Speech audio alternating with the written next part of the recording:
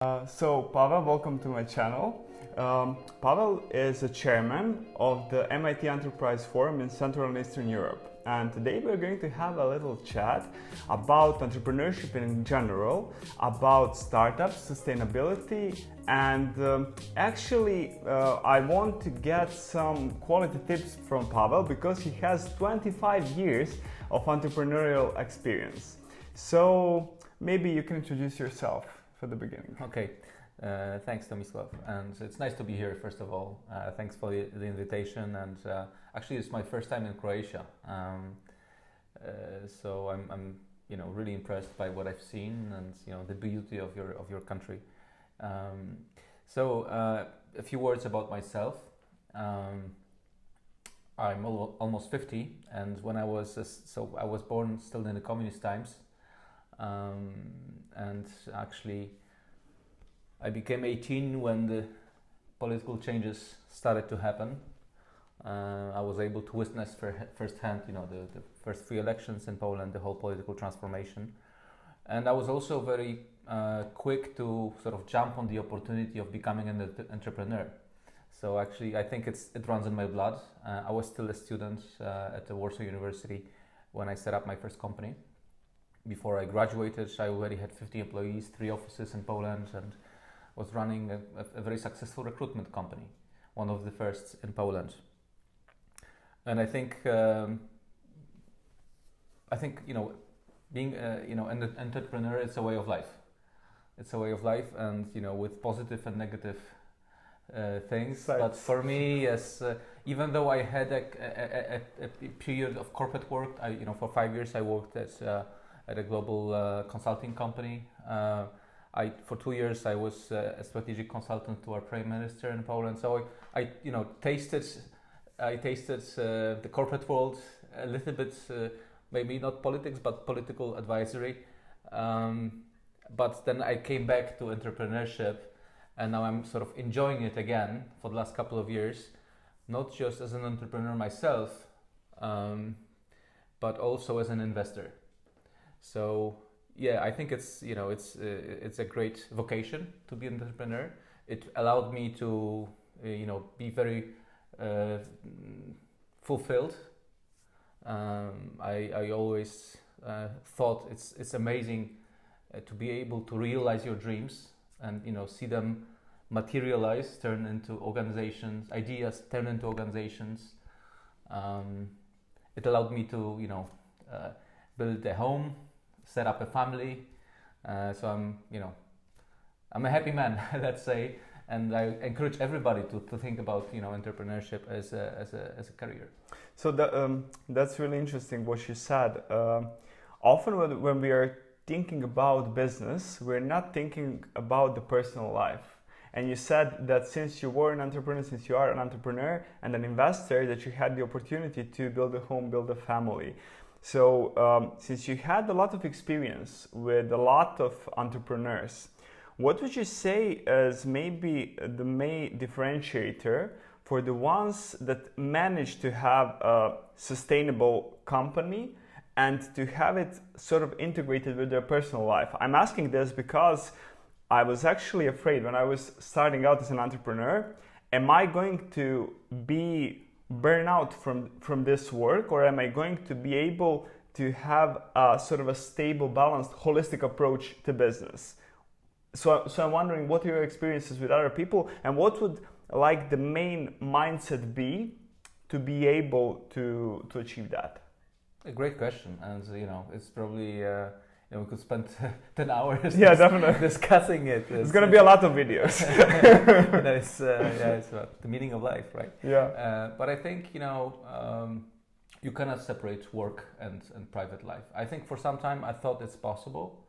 Then I realized that it shouldn't be separated.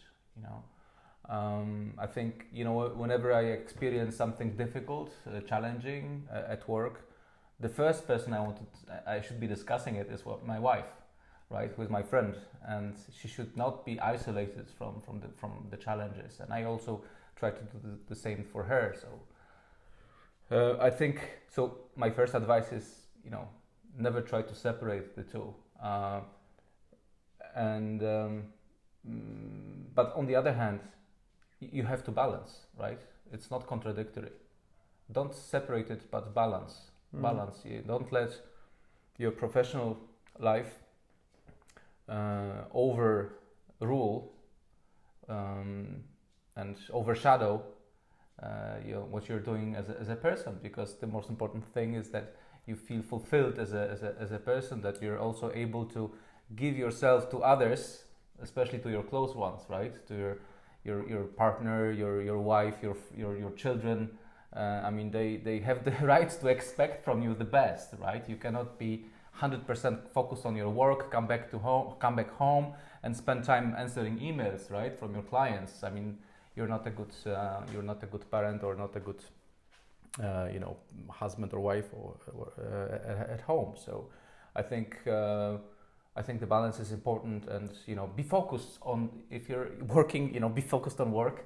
If you're at home, with your friends, with your family, be focused on them. Yeah, be really physically and spiritually present there. So it's it's been a challenge, I have to say, and I had times in my past where I couldn't strike that balance, and that always ended up not well. And typically it's the private life that gets hurt. What I love about entrepreneurship is that it's focused on your aspirations, on your dreams, right? I mean, it's somehow it's an extension of yourself, right? Your business is an extension of yourself, and I don't think it's possible in any corporate world to have that same feeling. Although I do admire people who work for somebody else, for a larger organization, and are 100% dedicated. Like I admire that capability.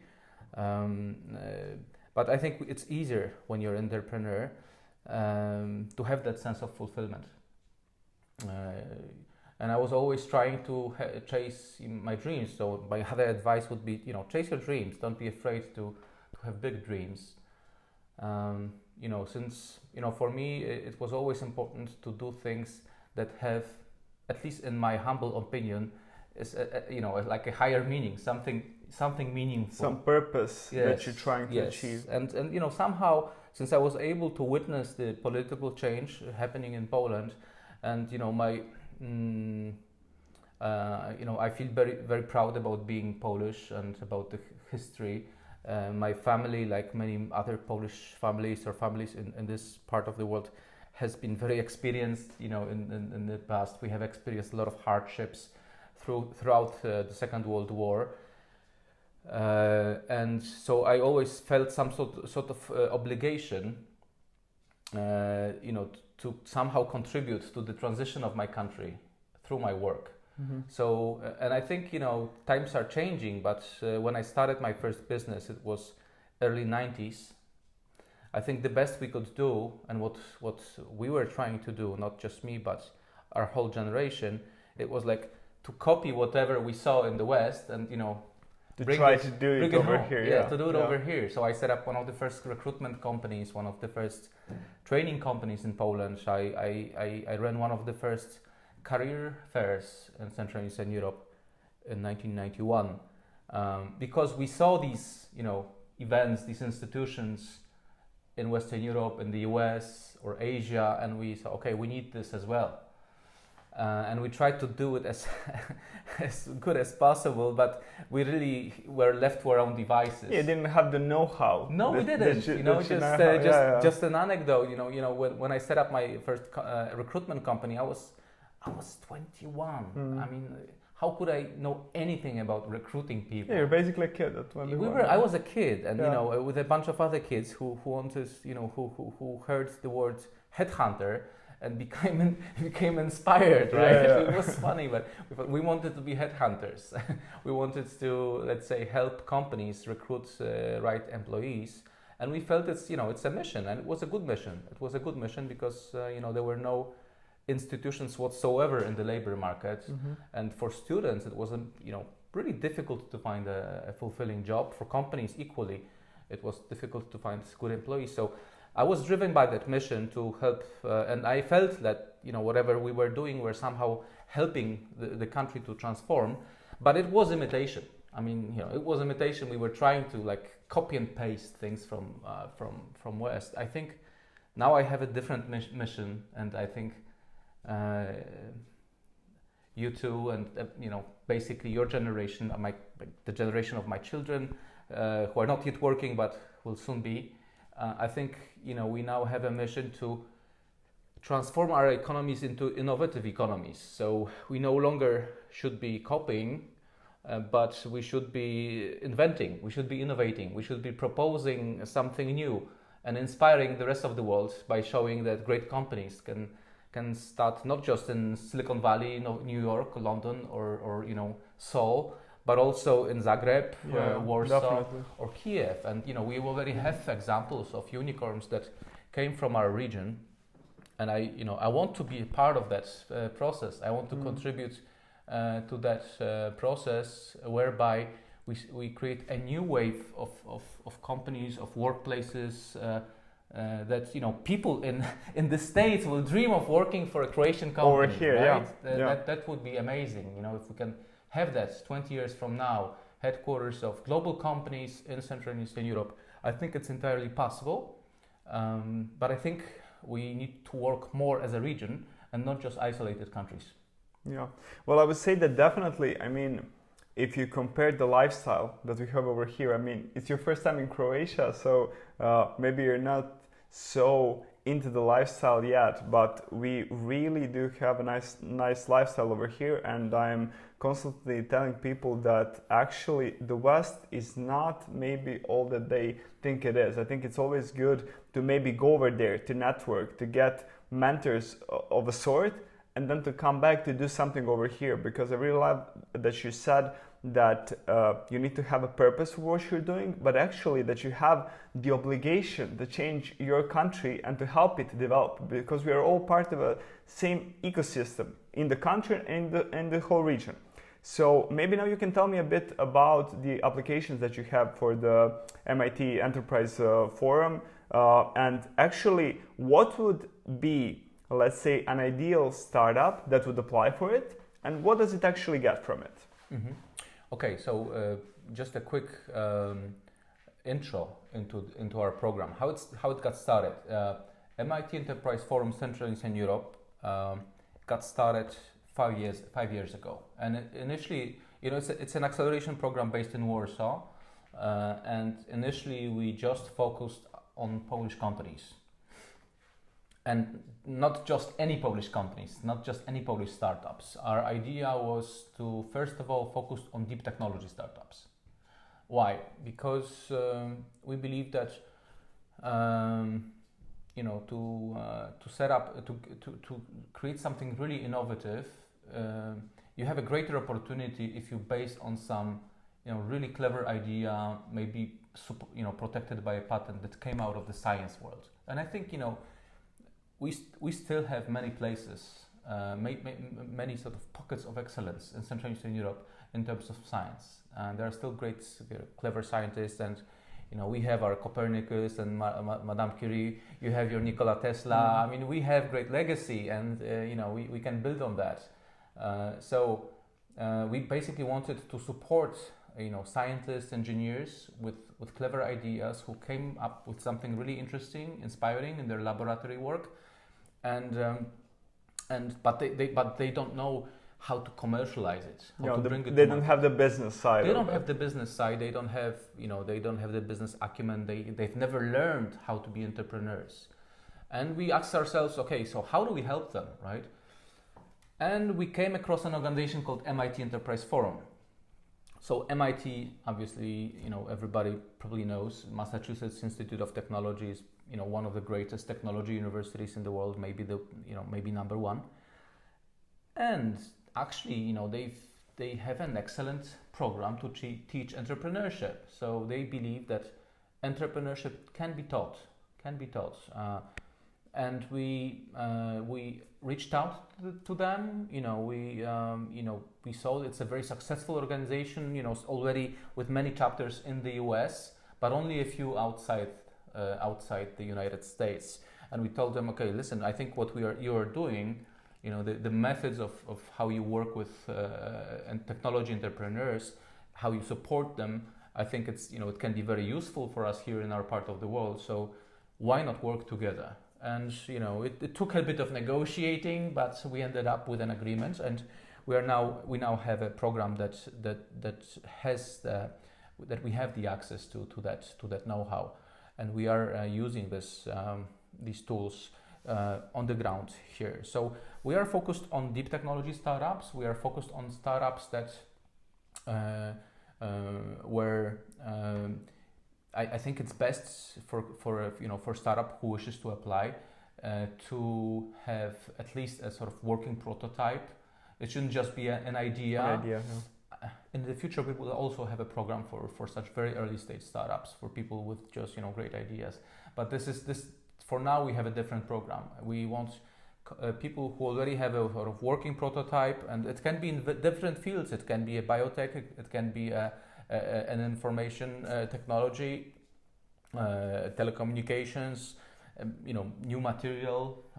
We have a very broad range of. But it's mostly B2B based, right? Yes, you're right. I mean, it can be B2B2C. So the end user could eventually be a private person, but it's preferred if your route to market involves working with a large an existing mature company, and actually we are what we are doing is we are bringing in corporate partners to our accelerator. So we don't only give some education funds, support. We give some grants up to 50,000 euro of cash grants, but we also bring in a corporate partner who looks at this technology of a startup and says, okay, I think we can make it work together.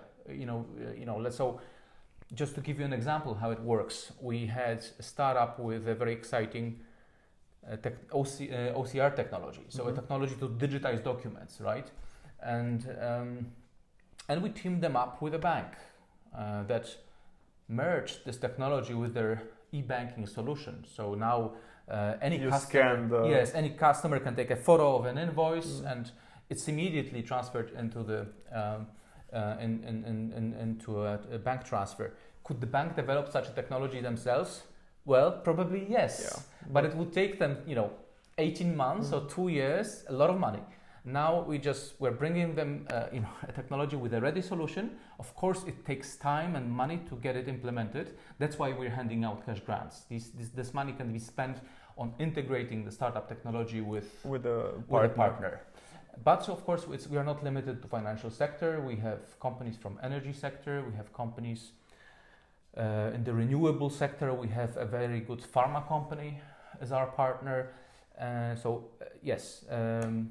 If it's best if you have a technology that is that can be best transferred to market through partnership. Through a partnership with a large business. And I think also I read, I think that this is very beneficial and it could be really helpful for someone having such a startup. Some startups that are selected are going to be in Boston, right, for sort of a boot camp with possibilities of international networking. Right. Absolutely. So we really try to focus, and it's our dream to invite startups whose technologies can really go global, can have a global impact. And we have a couple of really nice success stories where such things have happened, where our startups initially were invested by a Polish fund, VC fund, and then later on went to the States or to Israel or to the UK, to Switzerland, and make attracted investors there. So.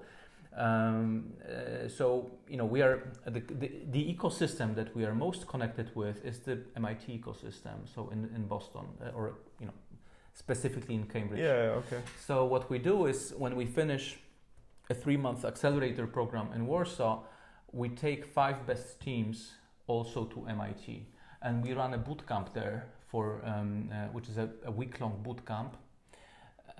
And we introduce the company to this ecosystem, to investors, to advisors, to corporate partners, So yeah, we try to also have that sort of global at that global dimension to our program.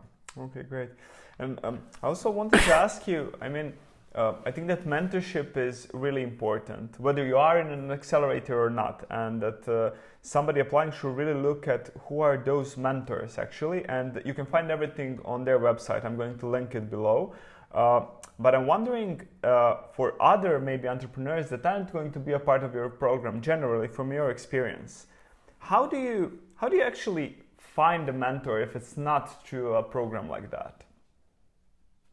Well, of course, it's easier in a program because then you have people who are already dedicated, who there is some sort of rules and standards.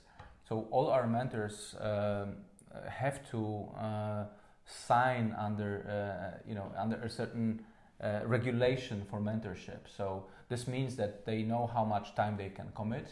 This means that they have to observe certain rules for independence and avoidance of conflict of interest and so on. I think it's important. It's sometimes things get a little bit confused when the mentor starts to act like an advisor or a potential investor. It gets a little bit different roles. Yeah. You shouldn't mix it up. I think our mentors work for pro bono. They cannot get in any commercial relationship as long as the mentorship assignment lasts. They have to commit a minimum of 8 hours per month with a startup. So I think it's best if it's regulated. But if not through a program, then I think I think you should look at it the same way as you would try to find a good advisor to the company or a member of your board. You should look for someone who understands your industry, someone who is experienced, who is also willing to commit some time. I think some of our best mentors are people who are beyond their peaks in the career. They've already been CEOs, company owners, and now they can take it easy a little bit. So they do it out of just to give back, or because frequently they had their mentors themselves, and now they want to give back to the society, which is I think a great reason. But I think you will find them more useful if they know your industry, if they had themselves an experience of being an entrepreneur. Yeah, definitely, because they have the experience to show you through their example what maybe should be done. Yeah, and just like with when you're looking for an investor, you shouldn't approach people with cold calls or cold emails. Always try to work through relation. So find if you found if you've identified a person you'd like to be your advisor or mentor, don't go directly to that person if you don't know him or her. Try to find someone who knows him or her. The connection that can lead and you up have go there being recommended by somebody. That's a much better approach, because these typically our mentors are former CEOs or board members of big companies, or and they are frankly speaking, they are just busy, and they get a lot of different proposals to get involved in this or that. So unless you come with a proper introduction, it's difficult to be treated seriously. Okay, so I'm going to ask you just one last question. So the people watching this video need to remember, let's say, one simple sentence about entrepreneurship. What would the sentence be? What would that, let's say, motto be? You should have told me that before. No, I never told this before. No. Okay. Well, what first comes up to your mind? I think. Okay, I think maybe I can give two. Yeah. Okay. One is more like practical in terms of managing people, and I'm going to tell this sentence because I practiced it myself and I found it very, very important. So always hire people who are better than yourself. So maybe you probably have heard it before, but I think it's extremely extremely important. Why? Because not just to make sure that you are surrounded by ambitious people, but also to acknowledge your own failures, right? So you have to be humble as an entrepreneur. You have to, and it took me a long time. For a while I thought like I'm a world champion in everything, right? I can do finance, I can do marketing, I can do sales. I'm the best in everything. So, and since my company was successful, so my ego just got pumped up. And then it took me a couple of years to see that I may be okay in all of these areas, but there are people who are definitely better in finance and marketing and sales. I don't need to be the champion in all of those, right? I think I should focus on what I do best, which is probably, inspiring people with certain ideas, driving change. I mean, these are my strengths. And the second thing, let's say, is more general. I think it's try to be thankful for everything. So this is important, because if you're thankful, if you find things that you can thank other people for, you will always be happy, right? You will always find something, even in a tough day, something that you can smile about. If you lose that sense of gratitude, that means that you're maybe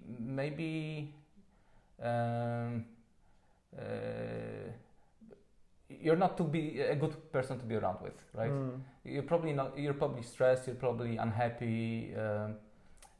So make sure that you notice the little things that that are sometimes big successes. It doesn't just go for the company life, but it's also a private life also, definitely. For private life. Yeah. Great. Yeah. Be grateful. I think that this is going to be really important for a lot of people to hear this, and I'm definitely grateful that you are a guest on my channel.